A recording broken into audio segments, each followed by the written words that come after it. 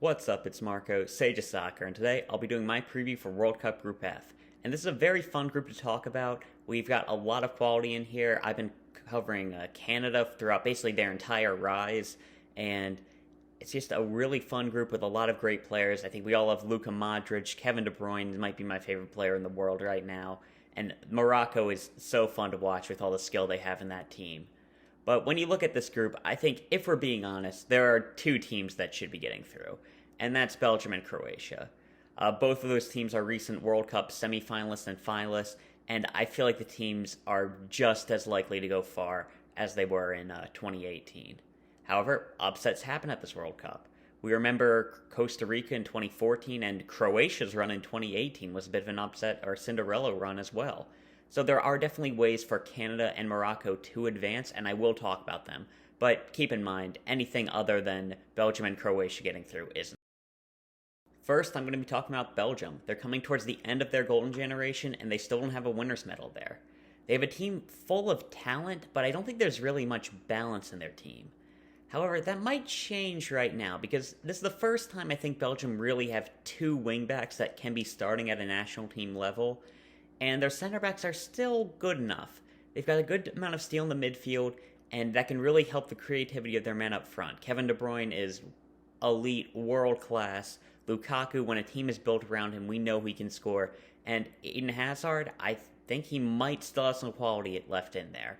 Crazy things happen at the World Cup sometimes. So the question is, do they have enough to challenge for a title? And I think they actually do. They won't be the favorites, but I think if every player steps up, they might be able to go on a run. Belgium like to play a 3-4-3, and they like to keep the ball, but I feel like they can be a bit pragmatic at times. I really don't think Roberto Martinez gets the best out of this team, and I think that he is kind of a weak manager. I think, remember, Lukaku was at Everton in 2016, basically forced Martinez out of the job, and then he just pops up managing Belgium. I had to feel really bad there, and I don't think he's done a good job, but I think there is enough talent on the field, and he doesn't necessarily hold back players individually. I think that he could put players in a better position, but everybody is going to be on the field and able to get the most out of their talents, and I think Belgium will be able to do well, but you have to say it's not a situation where the manager is really helping this team reach their full potential. Individually, for players, it's kind of a weird mix of talent. You've got world-class players, some really talented guys who are past their primes, and some solid players. I think every starter is at least a good Premier League player, and there is a lot to talk about with this team. In goal, we have Thibaut Courtois, just a world-class keeper, arguably the best in the world. I think you can definitely make that argument. He will be able to keep them in games that they should not be winning, if there are any of those. And sometimes you need to have a great goalkeeper to help you win the World Cup. Spain in 2010 with Iker Casillas comes to mind. And I think that they've got that in Thibaut Courtois, just a great player. For the back three, it's a weird situation because you have Vertonghen and Alderweireld, who are two players who are very good at Tottenham, but both are past their prime. Both are back playing in Belgium. Thankfully, a back three does cover for their weaknesses and their growing age, lack of athleticism. I think they are both good on the ball, though. But they need to have one more center back with them, and that's a pretty big problem because Belgium haven't found that answer. For a lot of times, a Denier has been played there, but he's recently just gone out of Europe altogether. I don't think that he'll be as sharp as he should be. They've tried a young player, De Bast, there. He looks very promising, but he was clearly not ready. Then you have guys like Den Donker, Thite, Feast from Leicester. I think a lot of the positional battles that I'm going to be talking about, it's kind of like a toss-up where I don't know who's going to start, but I don't think it really matters. I prefer Thite, but I think it's like a toss-up, and again, I think the defense will be a weak point of that team. However, Thibaut Courtois in goal will help cover for it, and I think they'll be able to get by with it. Fullback is the big question for this Belgium team because they finally have two players who can play fullback for them. They finally have a good left back in Castagna that they've been waiting for ages. Even if he is probably better on the right-hand side, he can play a left back, and that adds so much balance to that team. They have often used Little Hazard or Yannick Carrasco in that left wing back position, but I think once they have at least in like a tougher game, once they reach the knockout round, the solidity that Castagna will offer will be very big for them. I should mention that Leandro Trossard is another option, though he hasn't really been tried there for Belgium, and while that might end up being their best play, I don't think it will happen. On the right, you still have Thomas Meunier, who he hasn't been doing great for Dortmund, but he looks a lot better when he's in a back five and he really gets to be a wing back, so I wouldn't be too concerned about him. I should say that I am excited about this Belgium team, but the defense isn't looking the strongest right now. I think it's a good mix of players, but it's definitely not as strong as, say, a Brazil's back line or France, and that might come back to bite them. In the midfield, too, I think we can expect to see Axel Witsel and Yuri Tielemans. Witsel has a lot of good defense and can keep the ball in possession very well, and Tielemans provides a lot of creativity for this team and isn't weak defensively as well. I think it's a solid pairing, but the star power is really in the front three, and I think it's more to help keep this defense protected while providing a little bit of creativity and helping advance the ball into the final third where their players can really be dangerous. And then there's the front three that everybody knows about: Eden Hazard, Kevin De Bruyne, and Romelu Lukaku. I think Lukaku is a great striker when a team is built around him. When he can really get going, I think he's world class, and he can shine with Belgium. Then you've got Eden Hazard, who I think he still has some quality in him, and I'd argue that he was never really on like a Mo Salah's level. Even at his best in the Premier League, I don't think he was anywhere near like a Messi, Ronaldo, Neymar. I think he's probably better than Mane, but I think he's closer to Mane than he is to Salah. But still, an amazing player, and despite that, he's been pretty bad since joining Real Madrid. But I think great players are able to turn back the clock at the World Cup, though it should be said that it might be a better idea for Belgium to just bench Eden Hazard. I'm not sure if he's going to be able to do much at this World Cup. He does have a good chance to really impact some games where Canada's not the best defensively on that right-hand side, but you have to look, and he's going to be going up against Hakimi, against Morocco, and it's a tough ask for him to really turn back the clock, though thankfully Belgium do have a good amount of subs to bring on. I mentioned like a Trossard. You've got a CDK who just joined Milan. Like, you got a lot of really talented players to bring off the bench, and I think that will help their attack. And then there's Kevin De Bruyne. I think that he should be playing a 10 for this Belgium side because he's such a good player that I would build the team around him and Lukaku. But even playing off the striker to the right, he's still incredibly dangerous, can make chances appear out of nowhere. And I think having him in the team alone makes them a contender for the World Cup. This is a Belgian team that has a lot of talent. They might just be able to put it all together this World Cup, and if they do, they'll be great to watch. Overall, Belgium have a wealth of talent, but a team that might be a bit incomplete. Huge just fluctuations in quality. You got some world-class, best in the world at their position players, and then some solid guys. If you're able to have an Eden Hazard get the best out of his talents and a defense that is really solid, I think sky's the limit for this team. I think how Belgium plays, like, they've been number one in the world for so long despite having kind of mediocre tournaments. I think they're just about guaranteed to get out of the group because they are able to just play well against teams that they should be beating. Though I will say that I think Croatia could easily give them a run for their money. This is a Belgian team that I think has some weaknesses in the defense, though I think they will be covered for by everybody working together. The extra coverage from the midfield and having a world-class goalkeeper behind them. But I think Croatia could challenge them pretty easily. In the knockout round, they do have a pretty tough road, but I think they will be able to advance. I think that they will likely have Spain in the second round, and I think that's a game they should be able to win. After that, they will likely have Portugal, and again, they've beaten them before, and it's certainly possible to do it again. And if they reach the semis, it's likely to be a rematch with France and then a duel with the South American powerhouse in the final. And no team has an above 50% chance of winning the tournament, and I wouldn't call Belgium my favorites, but I think realistically, they can make the semifinal, and once they're there, anything is possible. Croatia is coming off an amazing run in the last World Cup, and they still have a lot of the talent that brought them there. Luka Modric is still a star, and the defense might have even gotten better. And goals are still coming for this team. It'll be tough to replicate the run that they had in the last tournament, but it certainly is possible with the midfield that they have that might be the best in this entire tournament. That being said, this is a team that has underachieved a lot.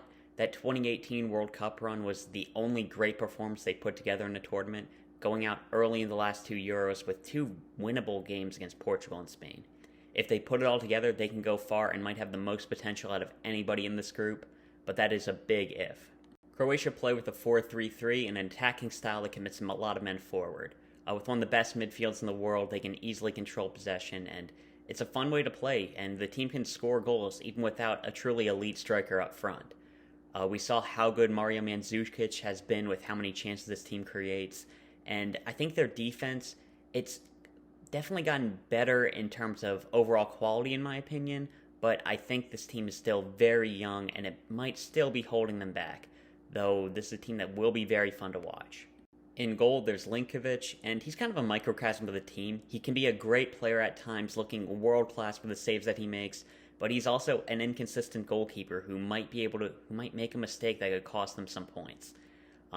He could be very good on his day, and when you're looking at these predictions, a lot of it is best case scenario, and that has happened for Croatia before, so you have to keep his highs in mind, but if it's an off day for him, they might be in trouble. At center back, they've got one of the best prospects in the world in Josko Gvardiol. He's a very young player, so you can't expect him to be perfect, but the RB Leipzig man has been amazing in the past. Like, a great athlete at center back, like, technical, can read the game, like, he's everything that you need to be a world-class player, and I think that he will probably be moving to one of the best clubs in the world this summer. Like, he's going to be an amazing player. Alongside him, I'd expect to see Dejan Lovren, who I guess also has played for one of the best clubs in the world. You have to be fair to him. I think I'd compare him to like a Portugal's Jose Font. Like, he's an experienced player, and I wouldn't call him a liability, but you know, you can only expect so much from him. There's a reason Liverpool got so much better the second they replaced him. Like, he's experienced, he can do a job, but man, I'd be scared about him going up against, forget Kevin De Bruyne, but an Alphonso Davies, Hakim Ziyech. It might get pretty bad if he does not have the help that he needs. At fullback, I'd expect to see Josip Juranovic. He's a very good attacking fullback for Celtic that I expect will have a big move after the World Cup. He actually probably would have left before in the summer if he didn't want to jeopardize his position for the World Cup, because he does have a good backup I'll talk about. I think defense isn't perfect, especially against like an Alphonso Davies or an Eden Hazard with Dejan Lovren next to him, but his attacking will help a ton with this Croatia team, helping them create a bunch of chances that I think that is more important for them in their style of play. Also, more defensive option is Josip Stanisic from Bayern Munich. He's a more defensive option who I could expect to see come on late in games.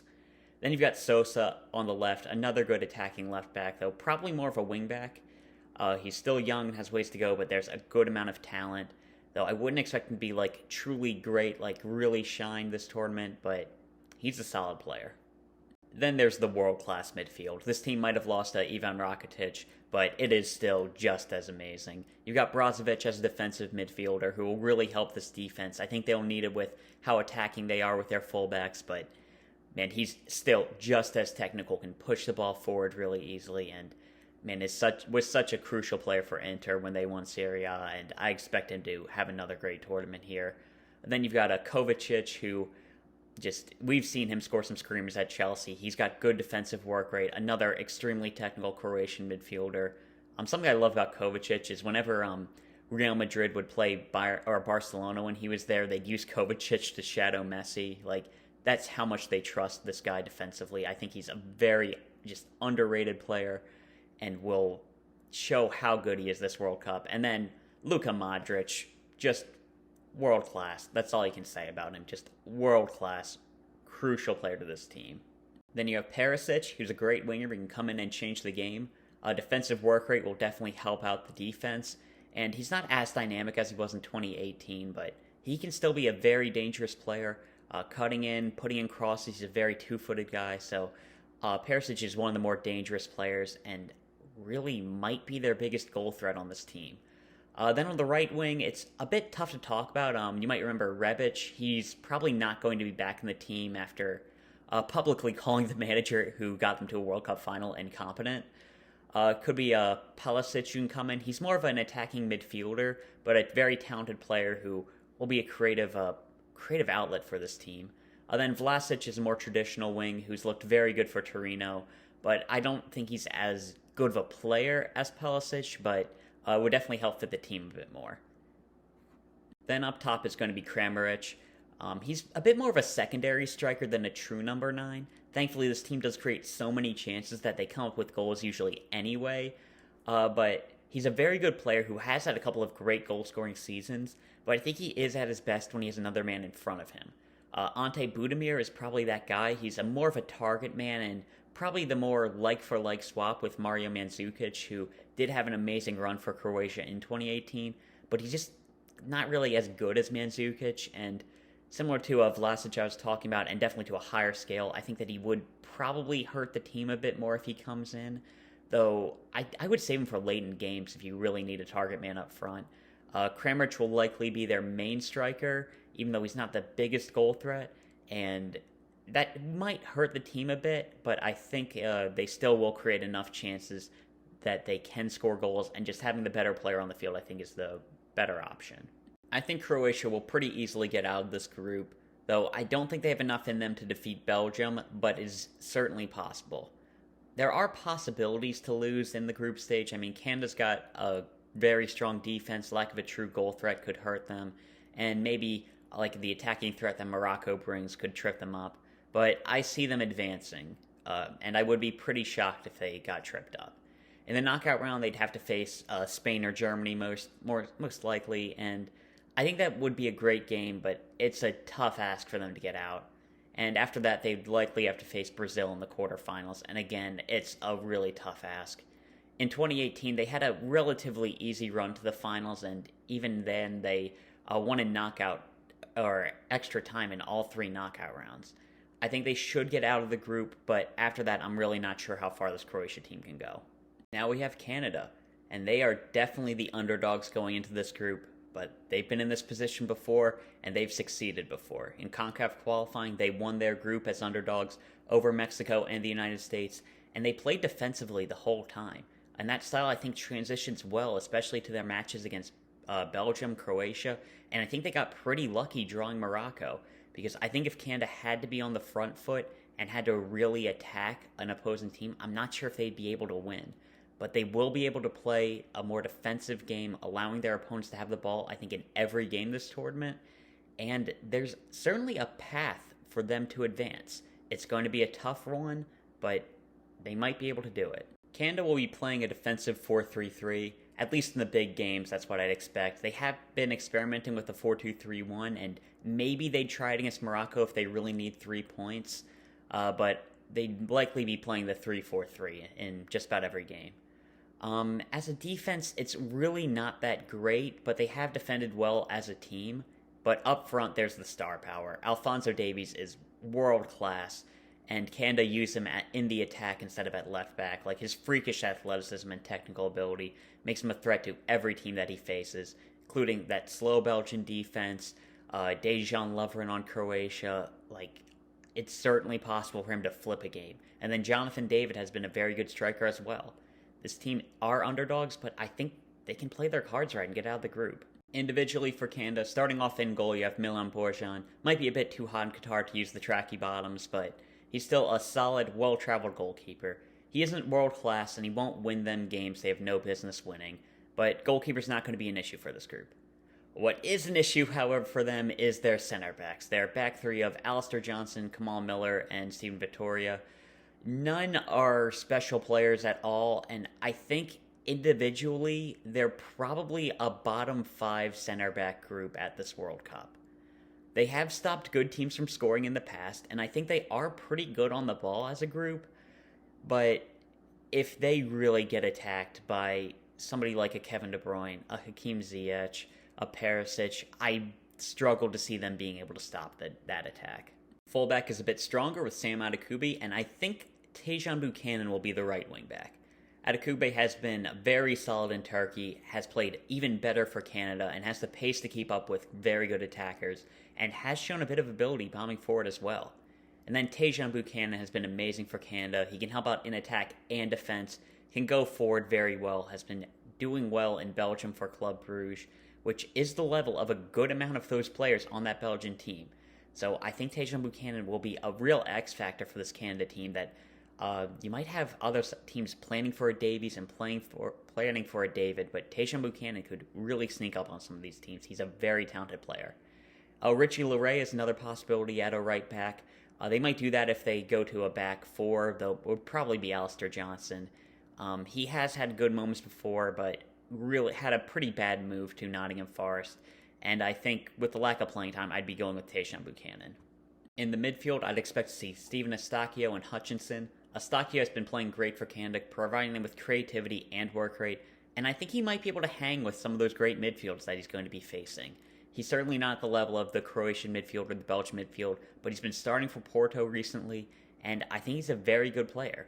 Then you have Hutchinson, who's a legend for Canada, but he's nearing 40. He still provides some work rate and can keep the ball, but I don't think he'll be at the level of an Axel Witsel or definitely not a Brozovic or maybe not even an Amrabat from Morocco, but he can still do a job, and he's got a ton of experience. I think because of his age, we can expect to see like some rotation with Osorio, Piet, or Mark-Anthony Kaye coming in to help out in the second half, or just rotate for him. This is a midfield that's certainly not like one of the best in the world, but definitely better than their center back group, and can help provide some defensive stability to really let their attack run wild. And up front is where the magic happens for Canada. Aside from their two-star man, Kyle Larin is a bit of a lesser-known name, but he's a solid target man who's been putting the ball in the back of the net. He's Canada's all-time leading goal scorer, though I feel like Jonathan David or Alphonso Davies is going to take that relatively soon. But he's been playing great. He hasn't been doing perfect for Club Brugge at the moment, but he performs for Canada and can really help just win some headers, and I think he's going to be a good player to help mismatch with this team. Then you've got Jonathan David, who's playing great for Lille. He helped them win Ligue 1 previously, and he's one of the few proven top 5 players in this team. I think a move to a Champions League power will happen soon, and I think kind of similar to Kramaric as I talked about, he's better as a secondary striker, and with Kyle Larin in front of him, he might be able to just go to work, and I think he's going to be another huge threat. And then there's Alphonso Davies, who he's just a game breaker. I think he has the ability to flip any game on his head against any opposition, just with freakish athleticism, a good technical ability, great in the final third, can even help out defensively. Like, he's everything that you want out of a player, and he might just have this attack carry Canada to the knockout round. Canada certainly have the potential to cause upsets. They're a team that defends well with star power and attack, but it doesn't mean it's not unlikely. While you can see the path, it would be ridiculous to pick a team with no World Cup experience over the 2 previous semi-finalists and a finalist at the previous tournament. And if they get to the knockout round, they'll have Germany or Spain, and I really see their luck running out. But I think this will be a great building block for Canada. They'll be co-hosting the tournament in 2026, and if they keep developing, they might just be the best team out of Mexico and the United States.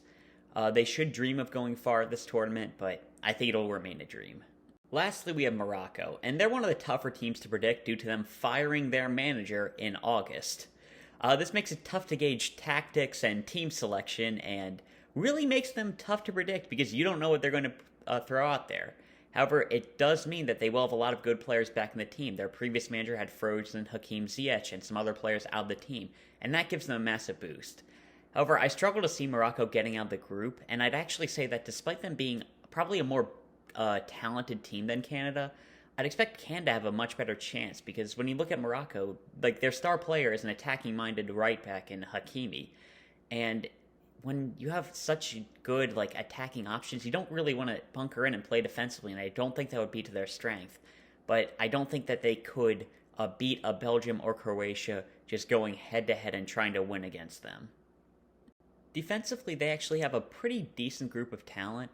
In goal, Bono is a very good goalkeeper who might be able to help them stay in games. And their defense is very solid as well. They've kept clean sheets in recent friendlies against Paraguay and Chile. And Chile at least think they're a World Cup team.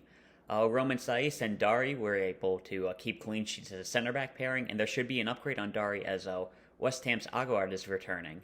Saiz is very good on the ball and can defend well in moments, and Aguerd is solid defensively. I don't think they're going to be able to stop like truly elite attacks, but it's a pretty good back line. And then at fullback, they are elite. However, both those players are preferred right backs, Hakimi and Mazraoui. Hakimi is much better in attack, so I'd guess that he'd be the preferred man on the right, while Mazraoui will get put on the left. Both are very good players. You might even argue that Hakimi's world-class at that right wing-back role, and they can bomb forward. And Mazraoui as well is just a very solid player as well. You can't really predict how well he'll do in the attack on that left-hand side. There's such a small sample size of his ability because he's another player who's only recently come back into the team. So it's hard to say, but those are two players who I think Mazraoui is a bit more complete, but Hakimi's just a very attacking-minded right back, and I think it hurts their defense a bit more, which will make it tough for them, but they might be able to outscore their opposition. I think the midfield is where the team really loses its balance. Fiorentina's Amrabat is a solid defensive midfielder, and I think he is a strong point, but aside from that, I don't think many of these players really suit how you'd prefer Morocco to play. I mean, when you look at this team with very good attacking fullbacks, you think you'd want to play a bit like Liverpool when they had like Henderson and Wijnaldum in their midfield to help cover for Trent Alexander-Arnold and Andrew Robertson, but that really isn't the case. They've got Almeida, Chair, Harrod, Onai, Adel Tarat. You could have a Boufal maybe playing the midfield, and they're all very offensive options. None are bad players, and they will be fun to watch, but I don't think they really help Morocco enough because they need some defensive solidity, and I don't think they really bring them. If I had to pick two midfielders, I really like Boufal and Harrod. Boufal is preferred on the left-hand side, but you can get Munir into the team on the left if you play Boufal in the midfield, and he has played there for Morocco. And Harrod is just a player that I love to watch, so I'd love to get him on the field. Although I have heard that Unua has been playing pretty well for them recently. Hopefully Tarat can come in off the bench. He's another player who's really fun to watch. This is an amazing Morocco team to watch. There's so much skill in the squad, but I feel like they could use a bit more defensive cover in this team. The attack is much more simple to predict. On the left is either going to be Boufal or Munir. Munir is such an inconsistent player, but he's so talented that I'd like to get him on the field, but I'd expect Boufal to play on the left-hand side. Both are just skillful attackers who will be troubling their defenders. Then on the right is Hakim Ziyech, who is another great attacking talent full of skill and could be their primary goal threat for this team because Youssef En-Nesyri had a very good 2020-2021 campaign, but his finishing has gotten worse. But the talent is still there, and he's a big man up front that gives their attack a focal point, and I think he'll be crucial if Morocco want to find success. I think Morocco will be a very fun team to watch, and their games will be very entertaining, filled with attacking play. But because of their lack of real defensive solidity, I don't think they'll be able to challenge Belgium and Croatia, and their team still has many holes in it defensively. I think that they can defeat Canada, and should they get into a situation where they get a point against Croatia or Belgium, and that last game is crucial, that's going to be a very entertaining game. With the amount of attacking talent that they have, I think that they can trouble opposition, but I don't expect them to be able to advance out of this group. Overall, I have Belgium winning this group and Croatia coming out as well. Canada will have to be perfect to advance, and Morocco is just really tough to predict due to their circumstances, but I can't predict them getting out of the group. Once in the knockout round, I see Belgium being able to reach the semifinals realistically, and maybe they'll be able to do a bit more. It'll be a bit tougher for Croatia, but they've been able to defy the odds before. This will be a fun group to watch, and I'm really excited to watch these teams play. That's all I've talked about today. See ya.